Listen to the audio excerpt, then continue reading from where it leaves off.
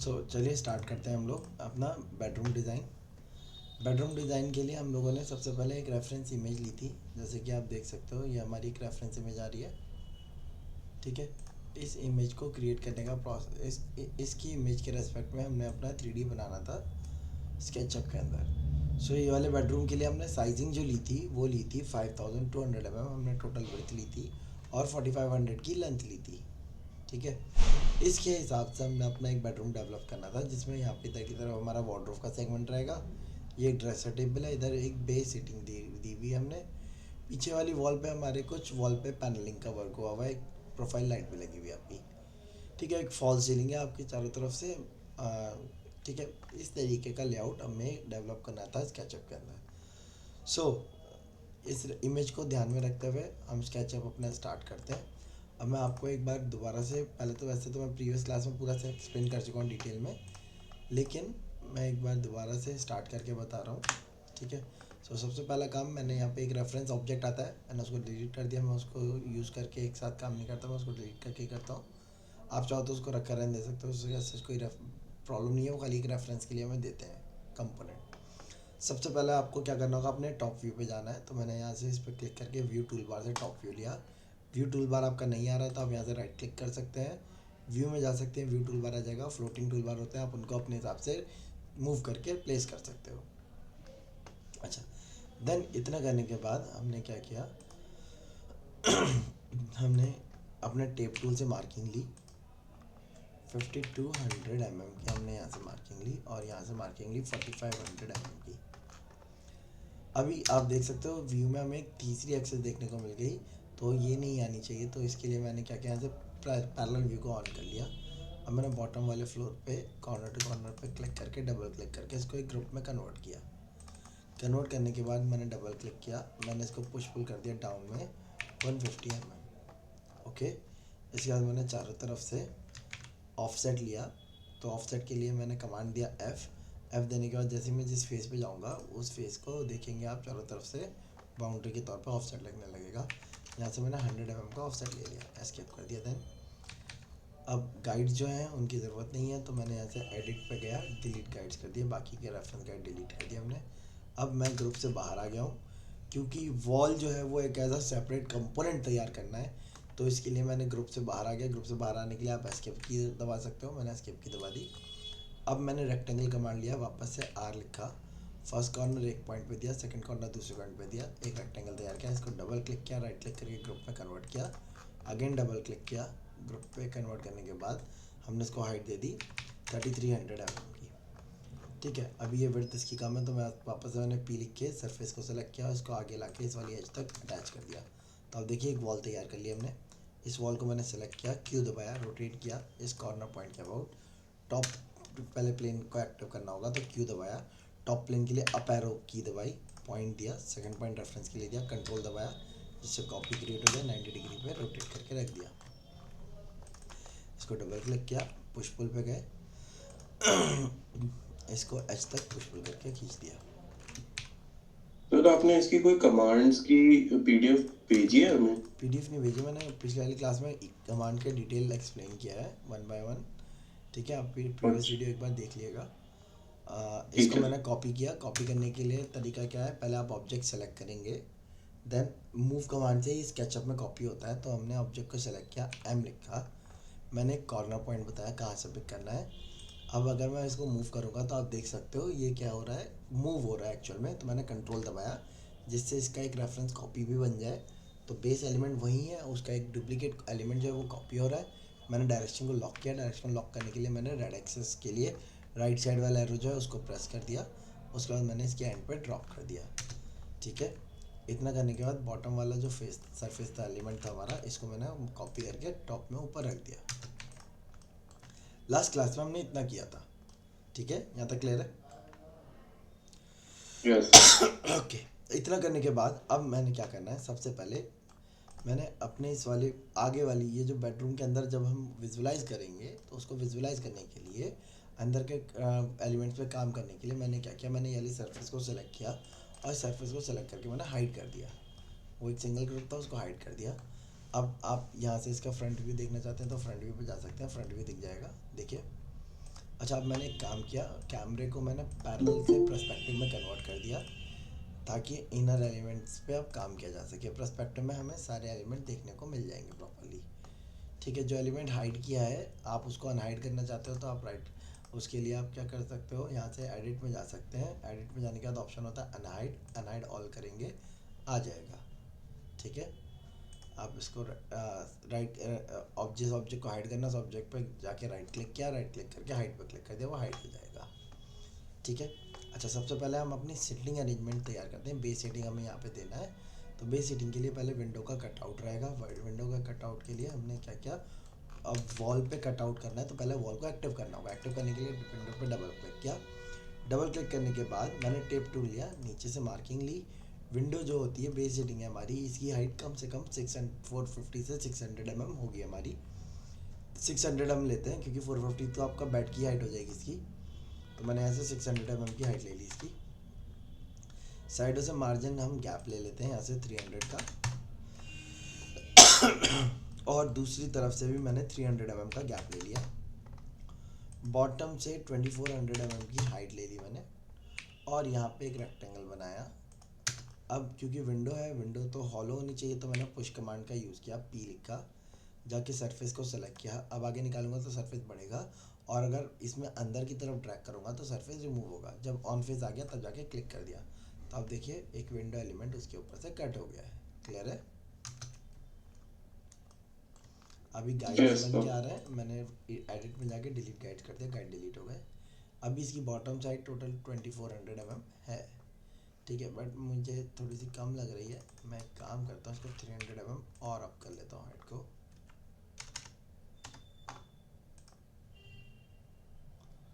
600 mm भी रह रही, 300 mm का ड्रॉप आएगा, और मैंने इसको 150 और ऊपर कर दिया। ठीक है, इतना कर दिया। सो ये नीचे बॉटम सरफेस अगर आप इसकी विंडो की हाइट देखोगे तो 2850 हो गई है। ठीक है। अच्छा, विंडो की हाइट हमने यहाँ तक कर दी। ओके, अब नेक्स्ट काम क्या करना है, इसमें एक सेटिंग आ रही है बेस सेटिंग, अगर आप देखेंगे तो उसमें ऊपर की तरफ का एक प्लेटफॉर्म बन के आ रहा है, नीचे आपका ये सेटिंग का है, और इधर की तरफ आपका कुछ नहीं हुई भी है। इसकी विड्थ कम से कम आपकी, ये वाली जो विड्थ है ये कम से कम आपकी 450 से 600 mm हमारी होनी चाहिए। तो पहले मैं मार्किंग कर लेता हूँ। मार्किंग करने के लिए मैंने यहाँ से मार्किंग करना स्टार्ट किया। 600 mm की वार्डरोब होगी हमारी, ये वाली जो छुप रही है। इसके बाद पार्टीशन आ रहा है हमारा।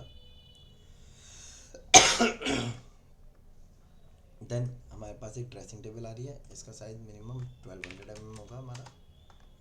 देन उसके बाद बेड पड़ा हुआ है, बेड का साइज़ मिनिमम हमारा 2 मीटर से 2.1 मीटर तक का होता है, तो मैं इसको 2 मीटर तक का ही लेता हूँ अभी के लिए। 2 मीटर के बाद साइड टेबल आएगी हमारी, 600 mm की साइड टेबल का स्पेस होगा मिनिमम, ये वाला। और इसके बाद फिर हमारा जो स्पेस बच रहा है आप देख सकते हो, पूरा पूरा 600 mm बच रहा है। ठीक है, इतना ही हमने छोड़ा भी था उसमें। ठीक है, अब यहाँ पे इसमें आप देख सकते हो बॉर्डर टाइप का बन के आ रहा है, तो हम यहाँ पे भी बॉर्डर टाइप की अप्रोच ही लेके चलेंगे। तो उसके लिए मैंने क्या किया, मैंने बॉटम से एक रेक्टेंगल बनाया, आर लिखा, फर्स्ट कॉर्नर यहाँ दिया, सेकंड कॉर्नर मैंने यहाँ पे कहीं पे भी दे दिया। आप चाहो तो ऊपर अटैच कर सकते हो या नीचे कहीं पे भी अटैच कर दो। ठीक है, मैंने इसको डबल क्लिक करके पहले ग्रुप में कन्वर्ट किया, ग्रुप में कन्वर्ट करने के बाद वापस से डबल क्लिक किया। अब इसको पुश करके आगे खींचा 150 mm, क्योंकि अगर आप इसको ऑब्जर्व करेंगे तो यहाँ पे इसका इधर से भी एक बॉर्डर टाइप का एलिमेंट बन के आ रहा है। तो मैंने 150 mm का इसका बॉर्डर पिक कर लिया।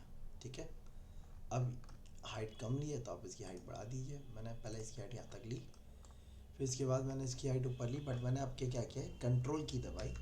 जब आप कंट्रोल दबाएंगे, अब मैं इसको हाइट दे रहा हूँ 150 mm की, तो आप देख सकते हैं यहाँ पे एक सरफेस पार्टीशन लाइन आ चुकी है। ठीक है, अब ये पार्टीशन लाइन का फ़ायदा क्या होता है, यहाँ से आप दोबारा से इस सरफेस को आगे खींच सकते हो। ठीक है, अनंत, पूजा, यस सर। क्लियर है ये चीज़? Okay sir. ये कैसे आया कि हमने जब पुश पुल किया, तो पुश पुल करते टाइम हमने क्या प्रेस कर दिया, कंट्रोल। एक बार आपने कंट्रोल दबाया तो सरफेस जो हो गया वो हमारा ब्रेक हो गया, यहाँ से हमने इसके ऊपर 150 mm की हाइट ले ली। तो कंट्रोल प्रेस करके रखना है, एक बार ही दबा एक के? बार क्लिक कर देना बस, दैट्स इट। अच्छा ठीक है। ठीक है, अब अब मुझे इसको वापस से खींचना है, तो मैंने अगेन पी लिखा, सरफेस पे गया। अब आप देख सकते हो यही सरफेस आगे आ रहा है। अगर आपने कंट्रोल दबाया तो वो सरफेस ब्रेक होके एक दूसरे सरफेस पे आएगा, अदरवाइज यही सरफेस आ जाएगा। तो मैंने इसी के साथ पहले इसके आगे तक खींचा,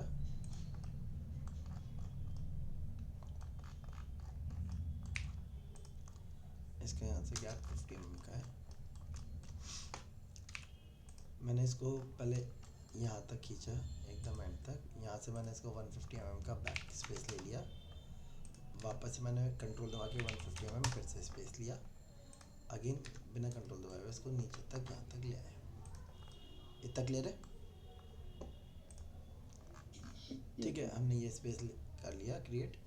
अब बॉटम में आपका यहाँ पे मैंने आपको हाइट बताई थी 600 mm की स्टैंडर्ड हाइट रहती है हमारी।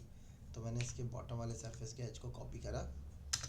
एज कैसे कॉपी करना है, तो पहले आप एज को जाके सेलेक्ट करेंगे, सेलेक्ट हाईलाइट हो गया, सेलेक्ट हो गया वो।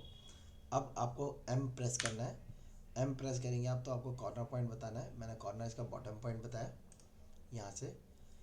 अब मुझे कॉपी क्रिएट करना है, तो मैंने कंट्रोल एक बार प्रेस कर दिया, तो आप देखेंगे कॉपी क्रिएट होने लगा उसका, वो वहीं है, अदरवाइज वही मूव के ऊपर आ जाता। अब मुझे इसको अपवर्ड मूव करना है, तो अपवर्ड मूव करने के लिए आपको जो आपके कीबोर्ड में एरो की होती है उनमें आपको अप एरो की दबानी होगी। मैंने अप एरो की दबाई, प्रेस करा, और यहाँ पे मैंने इसकी हाइट दे दी 600 mm। तो आप देख सकते हो सेम लेवल पे आ गया हमारा ये। और मैंने इसको पुश करके इससे अटैच कर दिया।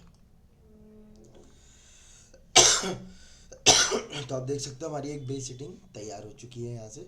क्लियर है? हाँ जी। ठीक है। अच्छा, अभी मैं एक काम कर रहा हूँ। वो काम क्या कर रहा हूँ, जिसकी वाली एजेस से मैंने इसको हटा दिया और मैंने एस्केप किया। मैंने ये वाली वॉल को भी अभी के लिए हटा दिया। मैं इसके पीछे वाले सरफेस पे डबल क्लिक करके ग्रुप एडिट पे आया, ये वाली एज को भी हटाया और नीचे वाली एज को हटाया। अब मैंने इस पूरे को पीछे पुश कर दिया, अबाउट 100 mm कर दिया। फिर मैंने बॉटम में इन दोनों एज से इसको मिला दिया और यहाँ से 100 mm आगे ले लिया। ठीक है, अब यहाँ पे आप एक काम कर सकते हो, अनहाइड, लास्ट पे जाके क्लिक कर सकते हैं। इसमें आप देखोगे तो इस तरीके का एक गैप क्रिएट हो गया। इसमें एक सरफेस आपका एक्स्ट्रा बाहर निकल के आ रहा है, मैं इसको इरेज कर देता हूँ। ठीक है, अब ये जो गैप है ये आपका पेलमेट का गैप हो जाएगा, जिसमें आपका कर्टेन आप देख सकते हैं यहाँ पे छुपता हुआ आपको दिखेगा। देखिए कर्टेन ऊपर से आ रहा है ना, तो वो पेलमेट का हमारा गैप क्रिएट हो जाएगा। कितने mm छोड़ा सर आपने? 100 mm का गैप लिया।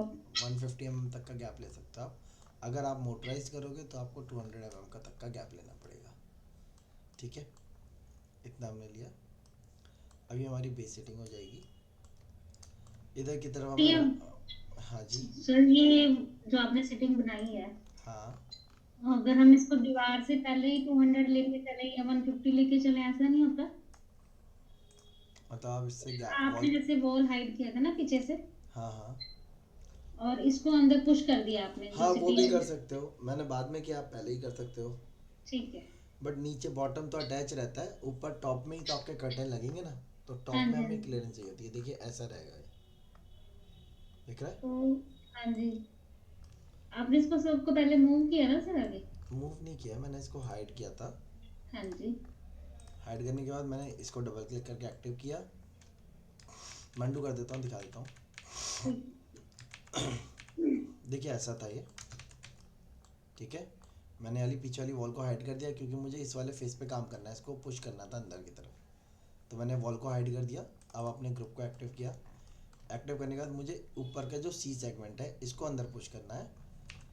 तो मैंने इसके लिए एक काम किया, वो क्या, नीचे वाले सरफेस को इसको ब्रेक कर दिया, क्योंकि नीचे तो ड्रॉर होते हैं वो बिल्कुल एंड से मिलके आते हैं। फिर इसको अंदर पुश कर दिया 100 mm। ठीक है, और फिर यहाँ पे जाके अनहाइड लास्ट कर दिया। अब जब आप फ्रंट व्यू पे जाएंगे तो आप देखिए इस तरीके से देखने को मिल जाएगा आपको। ठीक है, ओके जी। ओके। ये स्पेस जो छोड़ा हुआ है ये फॉल सीलिंग में आके कवर हो जाएगा आपका। 300 mm का गैप आ रहा होगा लगभग, 300 mm, जो कि फॉल सीलिंग के लिए आपका आ जाएगा यूज़।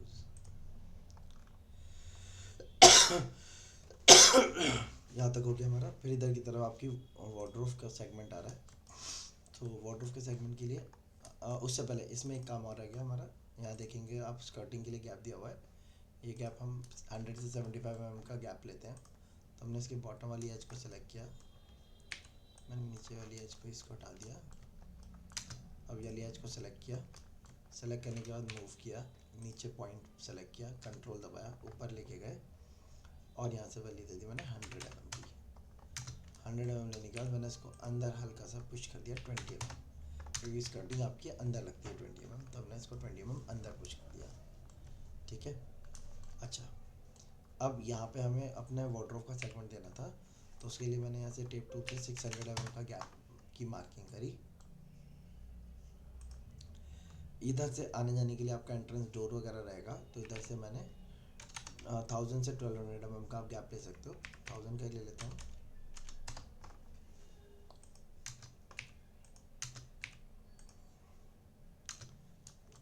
ठीक है। यहाँ पे मैंने रेक्टेंगल लिया, कॉर्नर टू कॉर्नर अटैच कर दिया। इस रेक्टेंगल को राइट क्लिक करके ग्रुप में कन्वर्ट किया, वापस से डबल क्लिक किया और डबल क्लिक करने के बाद इसको पुश करके ऊपर खींच दिया। ऊपर कहाँ तक?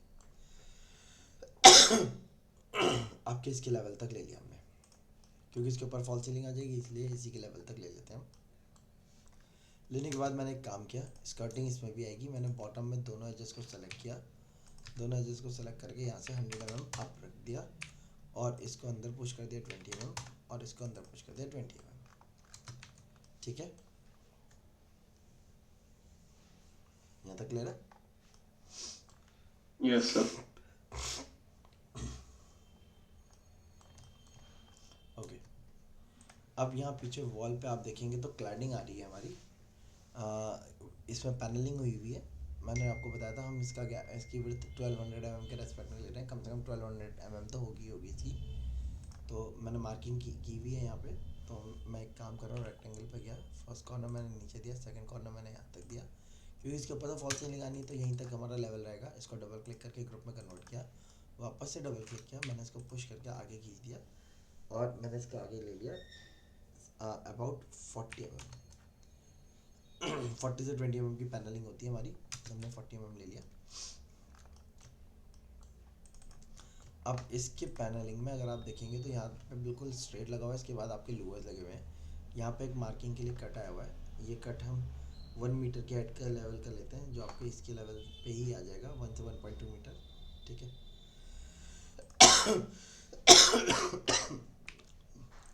तो मैंने यहाँ पे 1 मीटर की मार्किंग दी।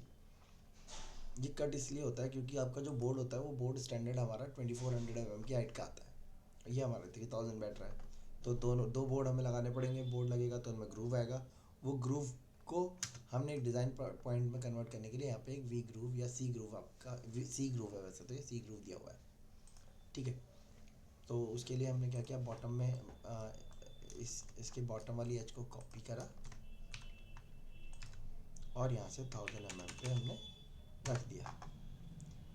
इसको मैंने कॉपी करके कंट्रोल दबाया, कॉपी हो गया, अप किया और इसको मैंने 4 mm अप ले लिया, नीचे वाली एज को वापस से मूव करके नीचे ले लिया 4 mm, तो टोटल 8 mm का हमारा वी ग्रूव सी ग्रूव हो जाएगा, 8 mm बाई 8 mm का। अब हमें इसको करना था, इसके लिए हम पहले वाला पैनल जो है ये 600 mm का रख लेते हैं, तो दूसरा भी 600 mm का बराबर बैठेगा। ये 450 का रख लेते हैं। ठीक है, दूसरा बड़ा लग रहा है हमारा। अच्छा, मैंने एक काम किया, इसको मैंने 1200 लिया था, मैं इसको 300 और प्लस कर दे रहा हूँ, बाद में कम कर देंगे अगर बहुत ज़्यादा वाइड लगेगा हमें तो।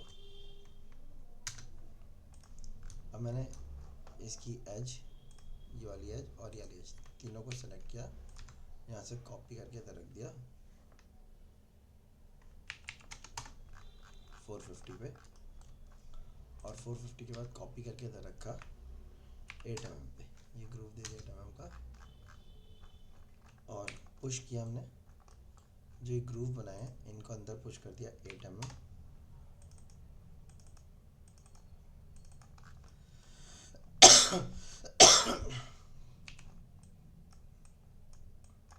इनके एजेस को हटा दिया।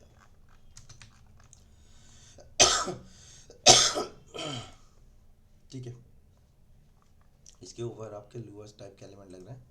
लूअर्स लगाने के लिए मैंने ग्रुप पे वापस से एक्टिव किया ग्रुप को, ये वाली एज को सिलेक्ट किया, इसको कॉपी करके इधर रखा और गैप लिया हमने 20 mm का,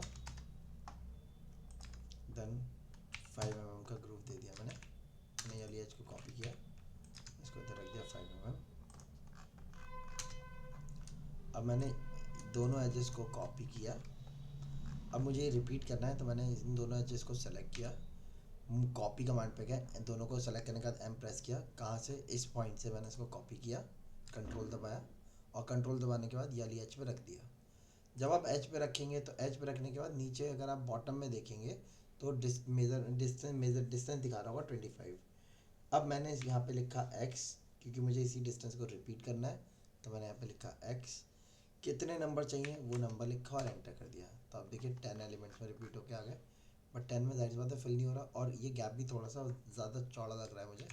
मैं अंडू करता हूँ, मैंने ये गैप 10 का रखा था, 20 का रखा था, मैं इस गैप को कम का कर रहा हूँ। मैंने ये इसको एलिमेंट को सेलेक्ट किया, मैंने यहाँ से गैप लिया 15 का और इसको कॉपी करके रखा 5 पे, तो टोटल जो गैपिंग हो गई 20 की हो गई। अब मैंने इन दोनों को कॉपी किया ये वाले पॉइंट से कंट्रोल दबा के और इस पॉइंट पे रखा, पॉइंट पे रखने के बाद हमने x लिखा, x लिखने के बाद हमने नंबर बताए, जैसे मैंने 30 लिख के एंटर कर दिया। अब मैंने देखा 30 क्या पूरे पे आ पा रहा है, नहीं आ पा रहा, मैंने वापस से x लिखा, 50 लिख के एंटर कर दिया, क्या 50 पूरे पे आ रहा है तो ठीक है, नहीं आ रहा है और बढ़ाना है, मैंने ऐसे 51 लिख के एंटर कर दिया। तो अब देखिए पूरे पे आ रहा है। इतना करने के बाद अब मैंने क्या किया, अब यहाँ जहाँ पे डिफ़ॉल्ट ट्रे मिलेगी आपको, आप इसके अंदर यहाँ पे कलर पे आ जाइए, कोई भी एक कलर ले लो आप, यहाँ से कलर बाय नेम कर लिया आप इसमें कलर बाय नेम। मैं ये हमारे ग्रूव्स होने वाले तो मैंने इनको यहाँ से कलर ले लिया चारकोल ग्रे और मैंने यहाँ से इनके ग्रूव पैटर्न जो है इनको असाइन कर दिया।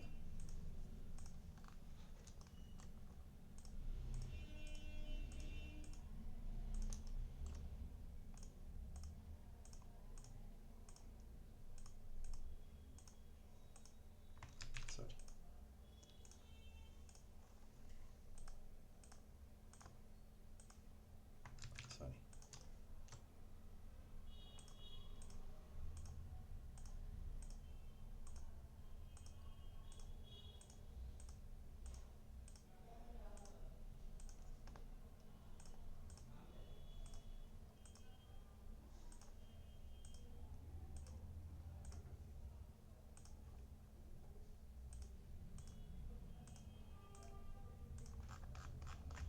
ओके। इतना करने के बाद इसको पुश करके अंदर किया हमने और इनको अंदर पुश कर दिया। सरफेस को सेलेक्ट किया, पीछे वाले सरफेस पे जाके क्लिक कर दिया। अब दूसरे सरफेस को भी इतना ही पुश करना है तो इस सरफेस पे माउस को लेके गए, डबल क्लिक कर दिया, वो उसी पुश वाली डिस्टेंस को रिपीट कर देगा। ठीक है, फिर से बता रहा हूँ, आपने सरफेस को पिक करना है, कहाँ तक करना है, मैंने पीछे वाले सरफेस पे जाके क्लिक कर दिया, देखिए यहाँ पे गैप क्रिएट हो गया। अब दूसरे वाले सरफेस पे गया, मुझे जाके क्या करना है, सरफेस पे जाना है, सेलेक्ट कर, हाईलाइट कर रहा है वो, जाके डबल क्लिक कर देना है।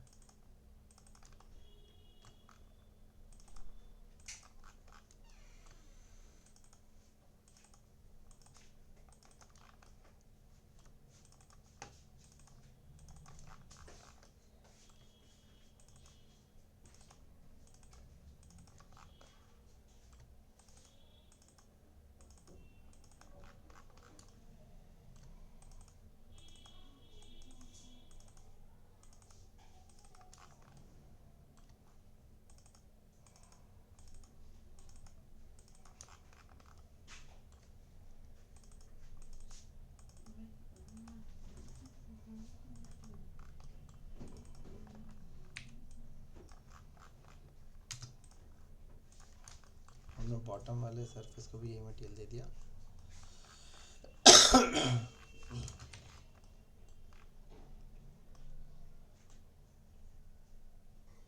ओके, इस तरीके से सरफेस बना लिया हमने।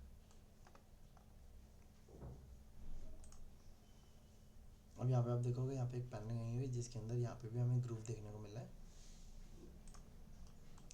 हमने वापस से रेक्टेंगल कमांड लिया, आर लिखा, एक कॉर्नर से पिक किया,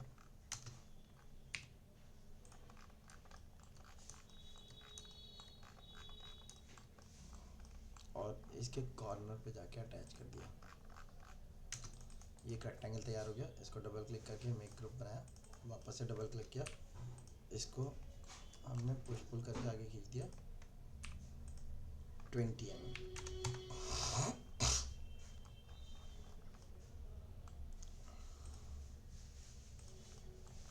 ठीक है,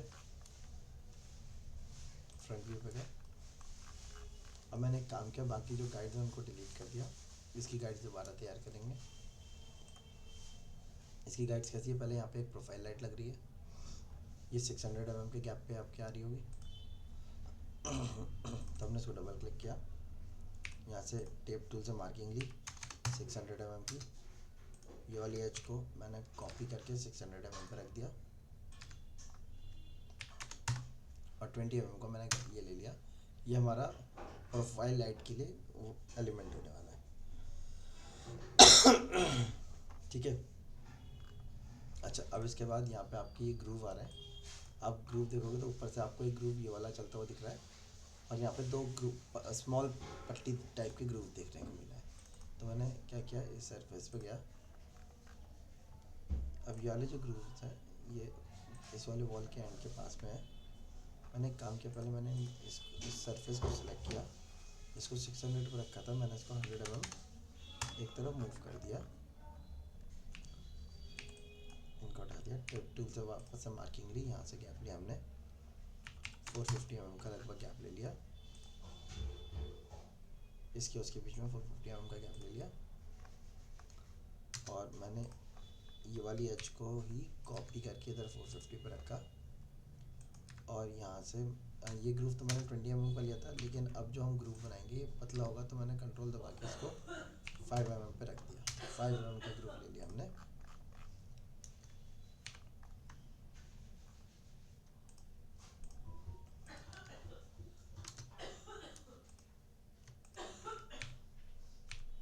इसको मैंने सरफेस दे दिया यहाँ से वही चारकोल कलर का, और मैंने पुश पुल करके अंदर नहीं किया है, मैं पहले इसको कॉपी करके इधर रख रहा हूँ। यहाँ से यहाँ तक 5 mm का डिस्टेंस होगा, मैंने 105 पे इसको कॉपी करके रख दिया, और 105 मुझे गैप कम का लग रहा है, तो मैंने इसको डबल क्लिक किया, मैंने इस सरफेस को सेलेक्ट किया, इस सरफेस को मूव करके मैंने 50 mm और आगे कर दिया। तो इनमें गैपिंग 150 की हो गई हमारी इन दोनों लाइनों के बीच में, जो कि ठीक है। अब इसका गैप जो है हमारा ये लगभग 345 का गैप है। मैंने इन दोनों को 5 mm और इधर कर दिया, 350 की गैपिंग कर ली हमने इधर से। अब टेप टूल से मार्किंग लेते हैं हम, ऊपर से नीचे 300 mm की मार्किंग ली हमने,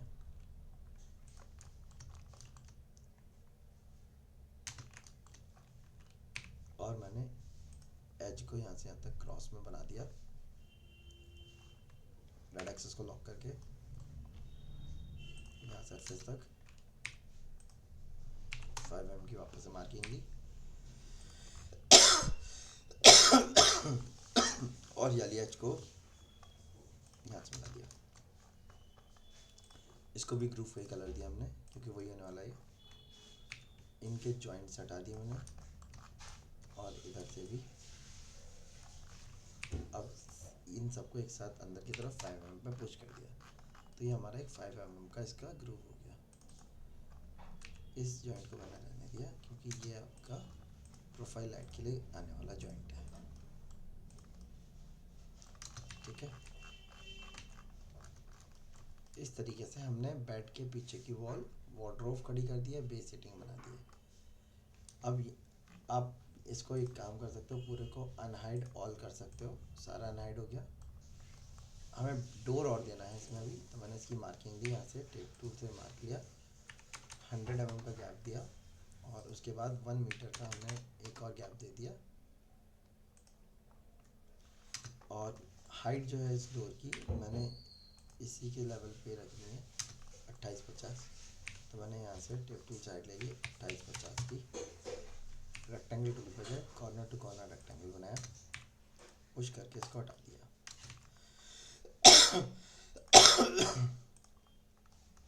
ठीक है, तो आप देखिए इस तरीके से हमने अपना एक बेडरूम का वॉल स्ट्रक्चर तैयार कर लिया है। बताइए क्लियर है? ठीक है, सो इस तरीके से हमने अपने बेडरूम का एक वॉल स्ट्रक्चर तैयार कर लिया। आप सर ये मेजरमेंट सारी हमें खुद देनी पड़ती है या कैसे होती है ये जो अगर कैट प्लान मेजरमेंट में आपने हमें की है? कैट प्लान अगर हमें शेयर किया जाएगा तो उसमें होती है हमारी, नहीं, लेकिन जैसे हमने खाली रॉ रूम होता है ना सर हमारे पास, जी जी सर उसके अकॉर्डिंग हम लोगों को खुद करनी है डिजाइनिंग। हाँ, तो हम अभी मैंने आपको बताया भी था, अभी हम किस प्रोसेस में चल रहे हैं। हमने पिंटरेस्ट से गूगल से कोई भी एक इमेज उठाई है, हम उसके रेफरेंस का एलिमेंट स्केचअप में कॉपी करने का प्रोसेस देख रहे हैं। ठीक है, हम इस पे अपने टूल्स को एक्सप्लोर करेंगे कि स्केचअप में किस तरीके से वर्क करना है, तो कौन से टूल्स को कैसे यूज़ करना है। ठीक है, जी अगर सर बाद मेरे को में मेजरमेंट हाँ, तक ही क्लियर वही हुआ आ है रहा हूँ, और बता रहा हूँ मैं, उस एक मिनट। उसके बाद हम नेक्स्ट प्रोजेक्ट जो करेंगे उसमें हम कैड का लेआउट लेंगे, उसमें हमें बेसिक एलिमेंट की वर्किंग दी जाएगी, फिर रेफरेंस जो हम अपना ले रहे हैं उसके हिसाब से हमें अपनी मार्किंग करके अपना डिज़ाइन कंसेप्ट तैयार करना पड़ता है। यही इंटीरियर डिज़ाइनर का काम होता है कि आपने अपना एक नेट से डिज़ाइन तो लिया, लेकिन हाँ जी उसका साइजिंग हमें नहीं पता कितना क्या है, सो वो आपको अपने कंसेप्ट के हिसाब से कहाँ क्या साइज़ होना चाहिए वो लगाना पड़ेगा। ठीक है सर।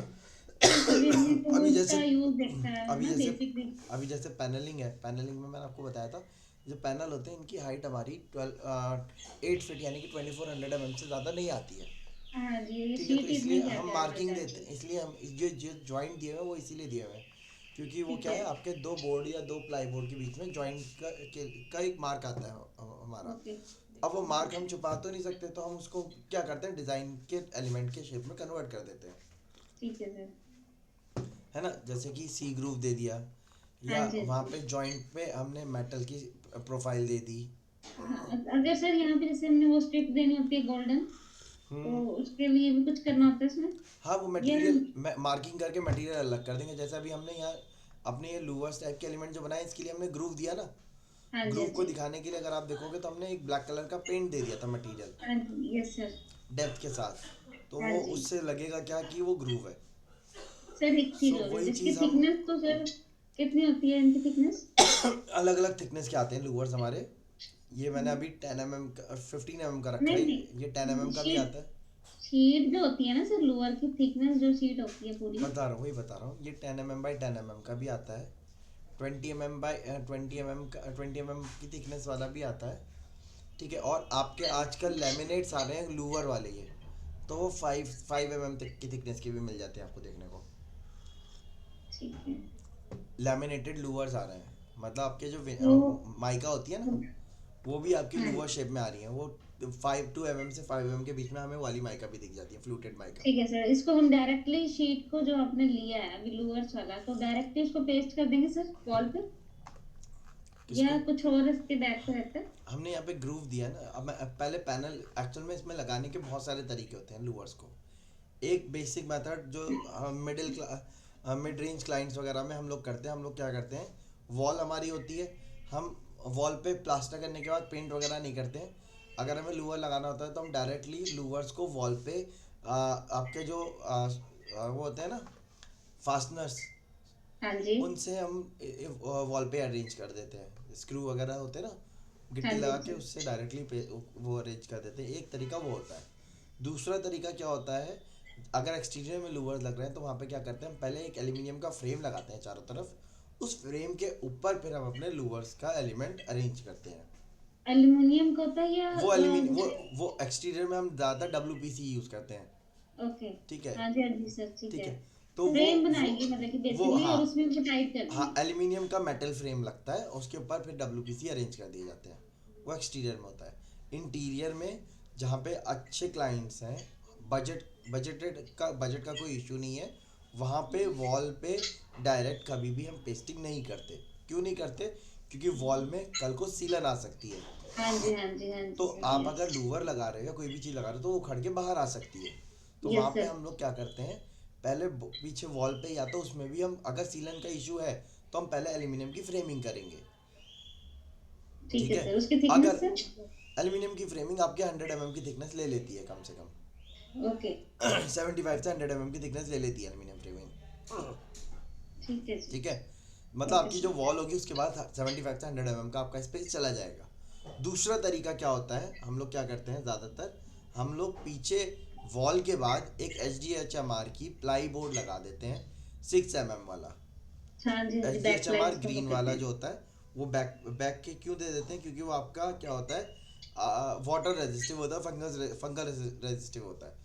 तो ना ठीक तो है। एंटी टर्माइट होता है वो, तो उसमें ना तो टर्माइट लगते हैं ना वो पानी से खराब होता है सीलन आती है तो। हाँ जी, हाँ जी, उसके ओके सर। ऊपर फिर हम क्या करते हैं, अपने लूवर्स को या अपने लैमिनेट को, अपने बोर्ड्स को उसके ऊपर पेस्ट कर ठीक। देते हैं। ठीक है। ठीक है। तो ये ठीक है प्रोसेस सर। रहता है हमारा। सो ये प्रोसेस अलग अलग रह सकता है। जैसे मैंने आपको बताया था इंटीरियर में, अगर आप किसी इंटीरियर देख रहे हो और आप करना चाहते हो उस तरीके का इंटीरियर, तो वही इंटीरियर में आप सेम जैसा देखने के लिए आप चाहो तो लाखों रुपए के भी खर्च कर सकते हो, और वही सेम डिज़ाइन आपका कम पैसों में भी बन सकता है दोनों में। लेकिन लुक वाइज देखने में दूर से देखेंगे तो दोनों सेम दिखेंगे, लेकिन जब आप पास से देखोगे तब आपको एक्सपेंसिव एलिमेंट्स की क्वालिटी और उनके कैरेक्टरिस्टिक ज़्यादा बेटर समझ में आएंगे। ठीक ये है चीज़ सर। रहती है। ठीक है। लेकिन अब बजटेड क्लाइंट है, वो भी वही सेम चीज़ करना चाहते हैं, तो हम क्या कर सकते हैं, जैसे मैंने बताया कि हम पैसे बचाने के लिए क्या करते हैं, जैसे आपकी वॉल है, वॉल पे आपने प्लास्टर किया, अब प्लास्टर करने के बाद हम लोग क्या करते हैं, पुट्टी करवाते हैं पहले वॉल पे, है ना। हाँ जी। हाँ पुट्टी जी। करवाने के बाद फिर हम अपना, अगर वॉलपेपर लगवाना है, वॉलपेपर लगाने के लिए तो पुट्टी करनी पड़ेगी क्योंकि पीछे फ्लैट सरफेस चाहिए होता है हमें, है ना। हाँ तो जी। वॉलपेपर लगवा दिया हमने। अब पैनलिंग करवानी है, तो पैनलिंग मैंने आपको बताया कि अगर बजटेड क्लाइंट है, लो एंड क्लाइंट है, वो काम करवाना चाहता है कम पैसों में, तो हम क्या करेंगे कि भैया बाहर से लूवर लेके आइए, डायरेक्टली आप उसको क्या करो, वॉल के ऊपर स्क्रू से टाइप करना। बेस कर दो। ठीक है। वो किया जा सकता है और करते भी हैं। लेकिन उसमें क्या होता है, वॉल वॉल क्या होती है, जो आपका वॉल होती है ना, वो कभी भी बिल्कुल फ्लैट नहीं मिलती है हमें देखने में। ठीक है ठीक है। सर। वो क्या होती है, हल्की सी उसमें रेंज होती है, हो सकता है कहीं से अंदर जा रही हो, कहीं से बाहर आ रही हो। हाँ जी। प्लास्टर की थिकनेस इवन नहीं आ पाती ना, हमारी ब्रिक का जो अरेंजमेंट होता है वो भी इवन नहीं हो पाता। इसीलिए हम लोग क्या करते हैं, एक फॉल्स क्लैडिंग वॉल तैयार कर देते हैं वॉल के ऊपर। सॉरी सर, रिपीट करना। हमारी जो वॉल होगी, वॉल को हम ढक देंगे एक दूसरे एलिमेंट से। वो आप लेमिनेट का यूज़ करते हो, वो आप बोर्ड का यूज़ कर सकते हो, आप प्लाई बोर्ड का यूज़ कर सकते हो, HDMR बोर्ड का यूज़ कर सकते हो। ठीक है। वो डिपेंड करेगा कि किस तरीके की कंडीशन है। जैसे कि दिल्ली के आसपास के एरिया है, यहाँ पे आपके टर्माइट बहुत लगती है, सीलन ओके। बहुत है। तो यहाँ पे हम जब भी वॉल के बैक वॉल सपोर्ट देते हैं, हम हमेशा HDHMR वुड बोर्ड का ही प्रोवाइड करते हैं। ठीक है सर, ठीक है। बैक प्लाई क्योंकि जिसको हम लोग है ना, हाँ, एच बैक प्लाई जो डी होती है है, ना। ग्रीन कलर का बोर्ड जो होता है, ठीक, हाँ जी, हाँ जी, ग्रीन कलर का सर। ये वाला। ठीक है। अब इसकी भी अलग अलग कैटेगरीज आती हैं हमारी। एक 100% यस। आता है, एक 75% आता है, एक 50% आता है। हाँ जी, हाँ जी सर। ठीक है। और वो जैसा पैसा है वैसा आप यूज़ कर सकते हो, या जैसी कंडीशन है। 75, 100 और 50% ना सर। हाँ। ठीक है। ठीक है। मतलब जैसे फाइव अगर एस वॉशरूम वोल्ट। वगैरह में दे रहे हैं तो हम कोशिश करते हैं 100% वाला लें, क्योंकि वॉशरूम में तो पानी रहेगा ही रहेगा, मॉइस्चर रहेगा, है ना। हाँ जी। Yes sir. वो तो फिर बॉयलर आ गया ना सर इनके बाद। हम्म। एक मटेरियल और होता है सर, एचडीएचएमआर के बाद बॉयलर। हाँ, वो अलग होता है, वो 100% वाटर प्रूफ होता है आपका। हाँ जी, वाटर प्रूफ है सर। ठीक है। हाँ जी। सो वो पैनलिंग में हमारे अलग अलग मटेरियल्स यूज़ करते हैं, किए जाते हैं। अब लूवर्स अगर हम ड्राइंग देखेंगे तो ऊपर ही लगे हुए, नीचे है नहीं, नीचे आपका यही वाला प्लेन प्लाईबोर्ड ही अरेंज किया जा रहा है।